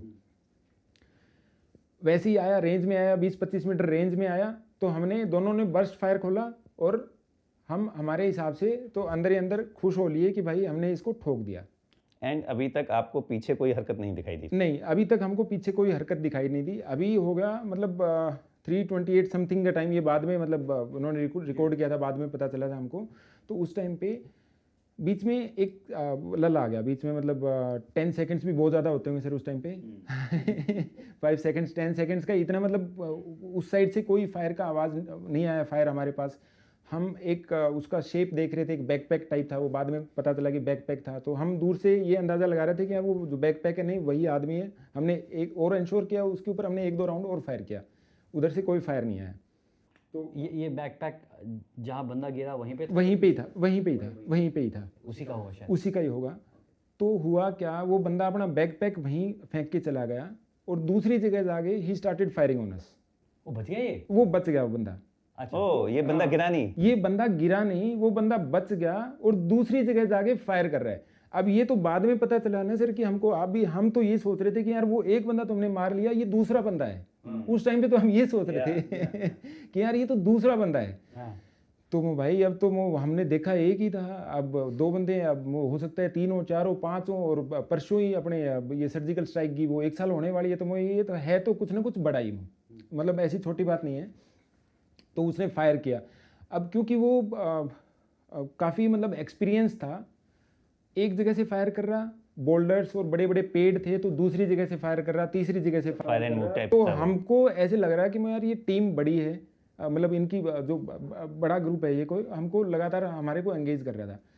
हम भी लगातार उनके ऊपर फायर कर रहे थे। थोड़ी देर बाद में सर मतलब ऐसे लगने लग जाता है कि यार बंदे भी थोड़े से ऐसे हो जाते हैं कि यार वो भी फायर कर रहा है, वो भी फायर कर रहा है। तो मेरे को ऐसे लगा कि यार ऐसे तो नहीं, लंबा टाइम चला जाएगा और कैजुअलिटी होने के, जितने ज़्यादा फायर फाइट खींचेगा तो कैजुअलिटी होने के चांसेस बढ़ जाएंगे। वो तो मतलब अनलिमिटेड एम्यूनिशन लेके आते हैं हम, तो फिर भी लिमिटेड लेके जाते हैं, तो वो इसको ज़्यादा लंबा नहीं खींचते हैं। एक जगह ऐसी थी जहाँ से लगातार मेरे को लग रहा था कि यार यहाँ से फायर ज़्यादा आ रहा है बार बार ना, शायद वो हो सकता है वो अच्छी उसको एक सिक्योर पोजीशन दे रहा हो, है ना, कि अच्छी आड़ मिल रही हो, बड़ा बोल्डर हो। तो हालांकि वो जगह मेरी सीओबी से ज़्यादा दूर नहीं थी, वो पूरा वेल वर्ड था, मतलब पूरा इलाका मेरे को अच्छे से पता था। आंख बंद करके भी कोई चलवाएगा तो मुझे पता है कि कहाँ मेरे को पैर रखना है, कहाँ नहीं पैर रखना। जब काफ़ी देर होगी, आप 15 मिनट्स अगर हो जाते हैं सर, तो मतलब उस टाइम पे बहुत लंबा फायर फाइट हो जाता बहुत लंबा हो जाता है। बहुत ही लंबा हो जाता है सर फायर फाइट। हमको मतलब एक एक सेकंड मेरे लिए ऐसे हो रखा था यार, मैं इसको कैसे न कैसे अभी रोकूं। तो अभी मैंने मतलब पता नहीं स्प्लिट सेकंड में मैंने एक डिसीजन लिया। मैंने मेरे बड्डी को बताया, मैं भाई तुम लोग बीच बीच में एक आधा राउंड, मैं उठ के जा रहा हूँ, बीच बीच में एक आधा राउंड तुम उस साइड फायर करते रहना, सो दैट इनको लगे कि इनकी टीम इधर ही है। क्योंकि वो मैं डायरेक्ट उसको फायर एंगेज कर ही नहीं पा रहा था, क्योंकि वो आड़, उसको पता है आपका लोकेशन, उसने वैसे आड़ पकड़ दी थी, तो मैं डायरेक्ट उसको एंगेज ही नहीं कर पा रहा था। तो मैं मेरी जगह से उठ के और उसके मैं मतलब जैसे भी हम क्रोल कर गए या जैसे भी गए होंगे सर कीचड़ कादे में, जैसे ही घूम के मैं ठीक उसके पीछे जा गए, ठीक मैं उसके पीछे चला गया। मुझे एग्जैक्ट उसकी लोकेशन का नहीं पता था, लेकिन जहाँ से मैक्सिमम फायर आ रहा था हमारे ऊपर, उस लोकेशन में मैं चला गया, उसके पीछे चला गया। एक ग्रेनेड निकाल के मैंने उस जनरल लोकेशन में मतलब वो अगर डिस्टेंस की बात करें तो मतलब ऐसे ही सर, बिल्कुल ही मतलब जैसे ये वाला ऑफिस, मतलब बिल्कुल ही आमने सामने ऐसे ही सर, 2-3 मीटर, हाँ 2-3 मीटर, 4 मीटर, 5 मीटर सर ऐसे। बट आपको 3-4 मीटर में भी दिख नहीं रहा था वो? हाँ एकदम पिच डार्क था सर, एकदम पिच डार्क था, एकदम ही पिच डार्क सर। सो मैंने एक ग्रेनेड निकाल के उसके ऊपर फेंका सर। तो जैसे ही ग्रेनेड निकाला तो वो बंदा लकीली उसी लोकेशन पे था जहाँ पे मैंने गैस किया था कि जहाँ पे सबसे ज़्यादा फायर आ रहा था, जहाँ पे उसको सबसे ज़्यादा आड़ मिली हुई थी सर। तो जैसे ही ग्रेनेड निकाला तो उसने भी सोचा कि यार ये उधर से फायर कर रहे थे, अब पीछे से कौन आ गया तो जैसे ही मैं वहाँ से पीछे से ग्रेनेड फेंका तो उसने मेरी तरफ जैसे ही उसने अपना एक एक किया, तो तब then pinned him down then and there only sir, बिल्कुल ही एकदम क्लोजली जाके। तो उसके बाद हमने उसको जब वो पीछे मुड़ा तो आपने फायर खोला या वो ग्रेनेड से? नहीं, जब वो पीछे मुड़ा तो तब ग्रेनेड से वो बाहर आ गया था, थोड़ा बहुत उसके स्प्लिंटर इंजरी हुए होंगे, बाद में हमने देखे थे। लेकिन बाद में जब मतलब पीछे मुड़ा उसने तो मैंने मेरा ऑफ कोर्स मैंने मेरा वेपन से फायर खोला सर, उसको पिन डाउन कर दिया सर, वहाँ पे उसको न्यूट्रलाइज कर दिया। अब वापस मैं मेरी टीम के पास वापस चला गया।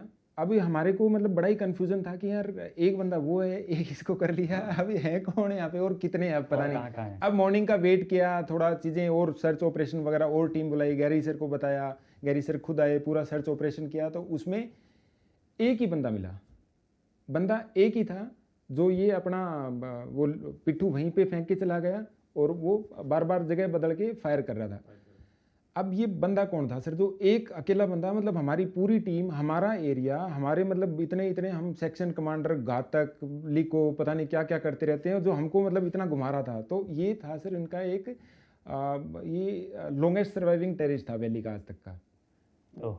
सर ये वैली का आज तक का लॉन्गेस्ट सर्वाइविंग टेररिस्ट था and he was very notorious. और ये उस टाइम का टेररिस्ट था 1990s का सर, जहाँ पे इसने मतलब फर्स्ट जनरेशन जो इंसिडेंट थे, हाँ देखी। और कब से बचा हुआ था अभी तक? ये जब हमने इसका एनकाउंटर किया था तो इसकी एज थी 46 ईयर्स। 46 ईयर्स मतलब 16 की एज में उसने टेररिज्म ज्वाइन किया था। तो कितने 30 साल, मतलब वो एक बहुत ही ऑपरेशनल कमांडर था। बाद में हमको पता चला था कि ये एक तो हिजबुल मुजाहिदीन का इसको चीफ बना के भेज रहे थे यहाँ पे, क्योंकि यहाँ पे इनका वॉइड आया हुआ था। इसको हिजबुल मुजाहिदीन का हेड बना के भेज रहे थे। इसका खुद का एक लश्कर इस्लाम करके खुद की एक अलग तंजीम बना रखी थी। पहले हिजबुल मुजाहिदीन में था। हिजबुल मुजाहिदीन सैयद सलाहुद्दीन के साथ इसके साथ बनी नहीं, सैयद सलाहुद्दीन ने इसको बाहर भेज दिया। इसने अपना खुद का तंजीम बनाया, लेकिन यहाँ पे ज़रूरत पड़ी तो ये वापस आया। ये सोपोर का रहने वाला था और रिकॉर्डेड थे इसके 50 पुलिस वालों के किलिंग्स, इसके खुद के नाम से 50 पुलिस वालों के किलिंग्स तो इसको रिकॉर्डेड थे। उस टाइम पे 16-17 में जितने भी मोबाइल टावर पे जो अटैक्स हुए थे वो सारे के सारे इसी ने ही करवाए थे, सारे के सारे। और ये कभी भी इसने 10 बार इन्फिल्ट्रेशन एक्सफिल्ट्रेशन किया होगा, कभी भी आज तक ये पकड़ा नहीं गया। बट बिकॉज काफी ट्रेन था एंड अकेला मूव कर रहा है ना, वो अकेला मूव कर रहा था। बिकॉज जनरली आप जब टीम में मूव करते हो तो पकड़ने के चांस ज्यादा है। और दूसरा ये कभी कोई इसीलिए अकेला हाँ, तो कभी ये कोई टेक्नोलॉजी फोन वगैरह कभी कोई यूज नहीं करता था। और आईडी का एक्सपर्ट बताते हैं। तो अभी हो सकता है ये इसलिए आ रहा हो कि हिजबुल मुजाहिदीन का चीफ तो बनेगा ही बनेगा और कोई बड़ा अटैक प्लान करने के लिए sir.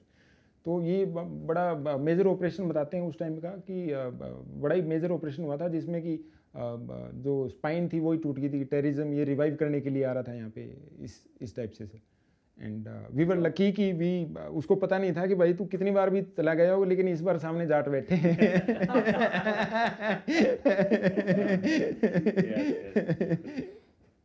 Thank you so much Pavan, really enjoyed आपके साथ इंटरेक्शन।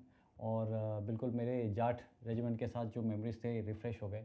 एक पॉइंट जो मैंने ऑब्जर्व किया है बहुत क्लीनली, वो ये है कि आपने कई सारा जगह पे बताया है कि आपको ये अवसर बहुत अच्छे मिल गए, वो अवसर बहुत अच्छे मिल गए, इनसे आपने बहुत कुछ सीखा। ये पता है क्यों है? क्योंकि आप दिल से साफ़ है। यस, क्योंकि आप दिल ऑर्गेनिक से जो साफ आपने है। बोला था ना हाँ। कि मैं फोकस्ड हूँ, मैं और जो मम्मी पापा हमें सिखाते थे ना, अच्छे लोगों के साथ अच्छा होता है। हाँ। तो that's exactly what has happened to you. But ख़त्म करने से पहले 2 मेंबर्स ने कुछ पूछने के लिए बोला है या कि मेजर पवन आ रहे हैं और ये क्वेश्चंस आप उनसे ज़रूर पूछिए। तो मैं एक बार वो देख लेता हूँ। तो एक मेंबर है ममिता बरवाल, उन्होंने आपके लिए क्वेश्चन किया है कि सर एक पीस ऑफ बैटलफील्ड विजडम आपने क्या सीखा फौज में एज ए मेजर, जो आपको लगता है कि कॉर्पोरेट में भी और सिविल में भी सभी लीडर्स को सीखना चाहिए। ओके, सो क्वेश्चन बड़ा अच्छा है सर। और वैसे तो बहुत सारे बैटलफील्ड में होते हैं ना, तो वहाँ से बहुत सारे ऐसे लेसन्स होते हैं, ऐसे विजडम होते हैं जो हमको मतलब कॉर्पोरेट में हेल्प करते हैं। जैसे कुछ जैसे डिसिप्लिन हो गया, और अपना ट्रूप्स का, या फिर अभी कॉर्पोरेट में हूँ तो वैसे अपने लोगों का कैसे ध्यान रखना है, बहुत सारी चीज़ें होती हैं। लेकिन जो सबसे तगड़ा मुझे लगता है वो है कि एक क्विक डिसीजन लेना, अडेप्ट करना अपने आप को एज पर सिचुएशन के अकॉर्डिंग अपने आप को ढालना, वो सबसे तगड़ा लगता है। और वो हम अडेप्ट तभी कर पाते हैं तब अगर हमारी जो मेंटल मोबिलिटी है ना, हम क्विकली एनालाइज कर पाते हैं चीज़ों को। तो जैसे मैं एक एग्जांपल बताऊं आपको, जैसे हमारा वाला जो ऑपरेशन था जिसमें एक बार को हमको लगा कि यार हमने एक टेररिस्ट को न्यूट्रलाइज कर दिया, फिर दूसरी जगह से फायर आ रहा है, तीसरी जगह से फायर आ रहा है। मतलब अगर हमारी टीम या एज ए लीडर मैं अगर अडेप्ट नहीं कर पाता तो मैं वहीं पे बैठे बैठे उनके ऊपर फायर करता रहता। क्या पता सुबह हो जाती, क्या पता हमारी कोई कैजुअलिटी होती। लेकिन मैंने बिल्कुल क्विकली डिसीजन लिया, स्प्लिट सेकंड में। डिसीजन लेना बहुत ज़रूरी है। अब पता नहीं ना, अब हो सकता था मेरा वो डिसीजन गलत हो, मैं उठ के गया पीछे से, क्या पता मेरे को वहीं वो कर देता, ख़त्म कर देता। लेकिन वो डिसीजन मैंने लिया, और जैसे बोलते हैं फॉर्चून फेवर्स द ब्रेव। अगर आपने डिसीजन लिया है तो उसको आप जैसे मैं पीछे गया, स्प्लिट सेकंड में मैंने डिसीजन लिया, पीछे गया और उसका हमको फ़ायदा मिला। तो ये डिसीजन जैसे बैटलफील्ड में होता है वैसे ही कॉर्पोरेट में भी अगर हम जाते हैं, कॉर्पोरेट में हम कोई भी काम करते हैं, आप एक्सेल शीट बना रहे हो या कोई प्रेजेंटेशन दे रहे हो किसी को, कुछ भी आपका कोई प्रोजेक्ट चल रहा है, तो R&D में आप कहीं ना कहीं हो, तो आपकी जो डिसीजंस हैं वो कहीं ना कहीं शेप करते हैं आपकी जो करियर को, पूरे टीम सर, के सर। उसको। जैसे एक जो दूसरा ऑपरेशन था जो मैंने स्टार्टिंग में बताया था, ऑपरेशन ददुआ, जिसमें रावत सर थे हमारे कमांडर, ऑपरेशन को जो लीड कर रहे थे। तो एज ए मेजर जो इन्होंने क्वेश्चन पूछा है कि एज ए मेजर, तो उस टाइम में मैं लेफ्टिनेंट था, तो हर एक रैंक पे ही होते हैं विजडम, कुछ ना कुछ बैटलफील्ड विजडम। तो वहाँ पे जैसे देखेंगे कि वो ऑपरेशन ऑलमोस्ट क्लोज हो गया था, वो वापस आ रहे थे, क्विकली कैसे उन्होंने सिचुएशन के हिसाब से अडेप्ट किया। जनरली हम देखते हैं कि ऑफिस में हम कॉर्पोरेट में मान लीजिए ऑफिस से हम बैग पैक कर लिया, मेट्रो है मेरी या कैब आ गई, मैं चलता हूँ। लेकिन हो सकता है कि आपका बॉस का फ़ोन आ जाए, बोले भाई तू कहाँ क्लोज करके चल दिया, एक बार ये काम और कर ले थोड़ा सा। तो एक बार को तो मेरे को लगेगा नहीं भाई, मैं तो घर से फ़ोन आ गया, मैं घर जाने वाला हूँ। नहीं, आपको अडेप्ट करना पड़ेगा एज पर सिचुएशन, बहुत ज़रूरी है। तो जैसे वो वापस आए, गिव अप नहीं करना है लास्ट तक। हाँ, गिव अप नहीं करना। जैसे वो वापस आ गए वैसे उन्होंने अपना सारा सिस्टम क्या पता समेट रखा होगा। लेकिन कहने का मतलब ये है कि विजडम इसी में है कि सारा सामान समेटना नहीं है, रेडी रहना है, हमेशा रेडी रहना है। कोई भी सिचुएशन कभी भी आ सकती है, चाहे वो बैटलफील्ड हो चाहे वो कॉर्पोरेट हो। रेडी अपना जो कॉर्पोरेट के यंत्र आले, बैटलफील्ड के, वो हमेशा तैयार रखने हैं, सोना नहीं है बेसिकली। काम भाई खत्म हो गया, काम कभी खत्म नहीं होता, काम हमेशा चलता रहता है। इनफैक्ट आपके इंसिडेंट से ही मेरे को एक और, जो आपने जनरली बता दिया है, बट एक और की एक्शन लेना जरूरी है। हाँ सर, बैठे रह सकते थे आप, पूजा पाठ कर सकते थे कि यार मर जाएगा, अपने आप कोई नहीं होगा। अब हमें ही कुछ करना पड़ता है, हमें ही उठ करके पीछे जाना होता है, कहीं भी जाना होता है, कुछ करना होता है, बट करना होता है, बैठ नहीं सकते सर। और एक सवाल है हमारा, सवाल तो बहुत लंबा है बट मैं इसको थोड़ा सा छोटा कर दूंगा। And I am surprise, this is again एक लेडी हैं, प्रतिभा चोपड़ा। हमें हमेशा यूट्यूब तो दिखाता है कि हमारे सारे जो फॉलोअर्स हैं ज़्यादातर 93-94% मैन Males हैं, आई एम सरप्राइज कि हमारे दोनों मेंबर्स लेडीज हैं। लेडीज ने पूछा, and it's good, it's very nice. So उनका सवाल है, इसको अगर मैं संक्षेप में पूछूं आपको, कि इंडियन सोल्जर के माइंडसेट में एक एक्स फैक्टर है, एक एक्स फैक्टर जो एक एक्स्ट्रा एज देता है उसके मोराल में, जो उसको इनविंसिबल बनाता है, कभी ना हारने वाला, resilience and best in bravery. क्या है ये X factor? Faith, rigorous training, camaraderie and special value. इनमें एक चूज करना है सर? नहीं, मैं कुछ भी बता सकता हूँ। ओके, सो मेरे हिसाब से जो सबसे तगड़ा एक्स फैक्टर है वो हमारे ट्रूप्स यानी कॉमरेडरी। जो हमारे ट्रूप्स हैं वो इतने तगड़े हैं, चाहे कोई सी भी रेजिमेंट हो। मैं जाट रेजिमेंट का इसलिए बता रहा था क्योंकि मैं जाट रेजिमेंट का हूँ, बाकी हमारी सारी रेजिमेंट इतनी तगड़ी हैं। तो हमारे जो ट्रूप्स हैं वो इतने तगड़े हैं, इतने इनविंसिबल हैं, चाहे उनके पास मॉडर्न वेपन हो या ना हो, लेकिन अगर उनको एक मिशन मिल गया तो वो उसमें कामयाब होंगे ही होंगे। तो ये सबसे तगड़ा एक्स फैक्टर है कि उनको पता है कि भाई मेरी टीम जो मेरे पीछे है वो कहीं पीछे नहीं हटने वाली। तो यही उनको एक सबसे ताकतवर और सबसे ऊपर लेके जाती है। इसमें शायद मैं थोड़ा सा ऐड करना चाहूँगा कि उसके बाद होता क्या है कि जो ऑफिसर जेसीओ एंड ओआर की जो ट्रेनिंग है, राउंड द क्लॉक ट्रेनिंग जो चलती है पीस में भी और फील्ड में जो करते हैं, तो वो एक ऐसी टीम बन जाती है, एक ऐसी कोहेसिव यूनिट बन जाती है कि आपको सोते हुए भी वही सारी चीज़ें, अगर मेरे को कोई बोले, मैं जब सीआई में हूँ और अचानक से अगर मैं उठूँगा तो सबसे पहले हाथ आपका आपके वेपन पर जाता है। मतलब कुछ चीज़ें आपकी नेचुरल उसमें रिफ्लेक्सेस में आ जाती हैं। और हर बंदे का आपको नाम पता है, हर आपको ये भी पता है कि इसकी क्या चीज़ अच्छी है, इसकी क्या कमी है, तुझे इसको कहाँ रखना है, ऑपरेशन में ये कहाँ चलेगा। तो वो साथ रहते रहते शायद पूरी यूनिट एक जेल हो जाती है। मतलब उसमें फिर जब ऑपरेशंस में कोई ऐसा नहीं होता कि ऑफिसर जेसीओ ओआर अलग अलग हैं, मतलब वो सब बराबर हो जाते हैं, ट्रेनिंग सबकी बराबर होती है। तो शायद ओवरऑल जो ट्रेनिंग है हमारी इंडियन आर्मी की वो है ही इस लेवल की कि सबको अव्वल दर्जे का बना देती है। बिल्कुल बिल्कुल सर। तो और अभी ना ये बड़ी अच्छी चीज़ हो रही है, बहुत सारे अपने ऑफिसर बाहर आ रहे हैं, तो कॉर्पोरेट में जा रहे हैं कहीं न कहीं। हर एक कंपनी में एक आधा आर्मी ऑफिसर मिल जाएगा। तो वहाँ का जो चीज़ें हैं वो चेंज हो रही हैं। वो जो बैटलफील्ड विजडम है वहाँ का यहाँ पे टेम्पलेट अप्लाई कर रहे हैं और काफ़ी सक्सेसफुल है। जैसे हमारी कंपनी में काफ़ी सारी चीज़ें चेंज हुई हैं, और एक बड़ी अच्छी जो चीज़ है वो चेंज हुई है कि सारे के सारे ने जो आपस में जय हिंद बोलते हैं, सारे के सारे आपस में। क्या बात है। प्लांट वाले आपस में ये सारे एक्स जय हिंद फैक्टर। बोलते हैं। In fact thank you so much Pavan, really enjoyed आपके साथ इंटरेक्शन। जाने से पहले एक व्यूअर्स के लिए ये छोटा सा जो हमने नया चेंज किया उसके बारे में बता देता हूँ। हमने क्या किया है, हमारे जो मेंबर्स हैं ग्रुप में, आप क्वेश्चंस पोस्ट कर सकते हैं। हर नए गेस्ट आने से पहले हम उसमें पोस्ट कर देंगे कि कौन आ रहे हैं, आप अपने सवाल पूछ सकते हैं। कुछ सिलेक्टेड क्वेश्चंस 2, 3, 4 शायद हम अपने मेन पॉडकास्ट में डिस्कस करें। बाकी मेजॉरिटी ऑफ द क्वेश्चंस, अगर अनलेस बहुत ज़्यादा ना हो जाए, majority of the questions we are going to target और मेंबर्स ओनली वीडियो में आ जाएगा। सो आपसे हमने शुरू किया है। Thank you so much Pavan, really enjoyed talking to you and really proud आप और आप जैसे सारे हमारे यंग ब्राइट ऑफिसर से। Thank you so much sir. And thank you Pavan. And मुझे पता है कि आप अपने समाज के लिए और अपने गांव के लिए बहुत कुछ कर रहे हैं। एंड मुझे पूरी उम्मीद है कि आप ऐसे ही लगे रहेंगे और ऐसे ही ऑर्गेनिक रखेंगे अपने आप को, ओरिजिनल रखेंगे। Thank you and Jai Hind. Thank you so much sir. Jai Hind sir. Thank you sir.